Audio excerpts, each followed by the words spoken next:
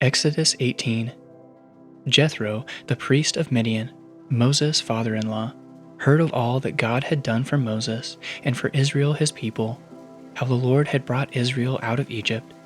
Now Jethro, Moses' father-in-law, had taken Zipporah, Moses' wife, after he had sent her home, along with her 2 sons.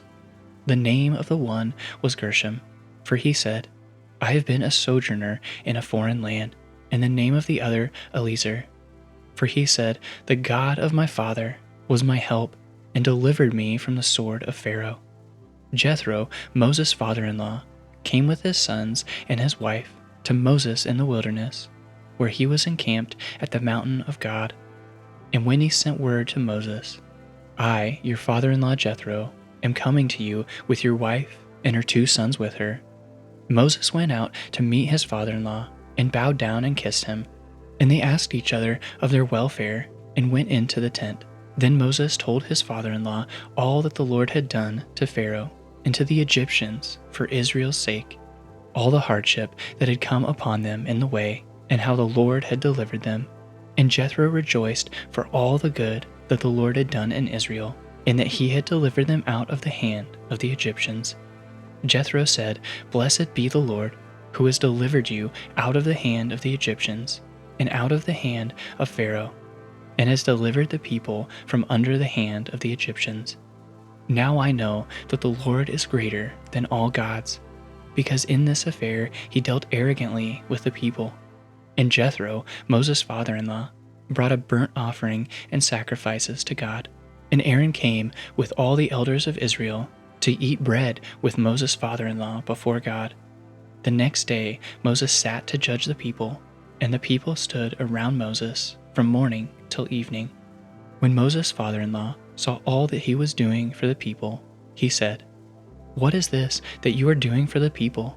Why do you sit alone, and all the people stand around you from morning till evening? And Moses said to his father-in-law, Because the people come to me to inquire of God. When they have a dispute, they come to me, and I decide between one person and another, and I make them known the statutes of God and his laws. Moses' father-in-law said to him, What you are doing is not good. You and the people with you will certainly wear yourselves out, for the thing is too heavy for you. You are not able to do it alone. Now obey my voice, I will give you advice, and God be with you. You shall represent the people before God and bring their cases to God.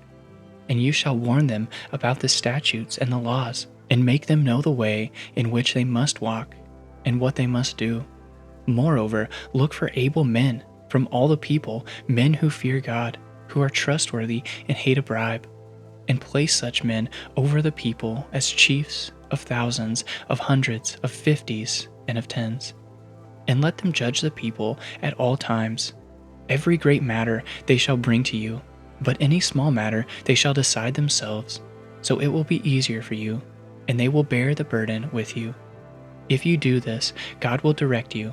You will be able to endure, and all this people also will go to their place in peace.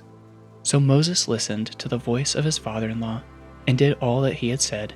Moses chose able men out of all Israel, and made them heads over the people, chiefs of thousands, of hundreds, of 50s, and of 10s. And they judged the people at all times. Any hard case they brought to Moses, but any small matter they decided themselves. Then Moses let his father-in-law depart, and he went away to his own country.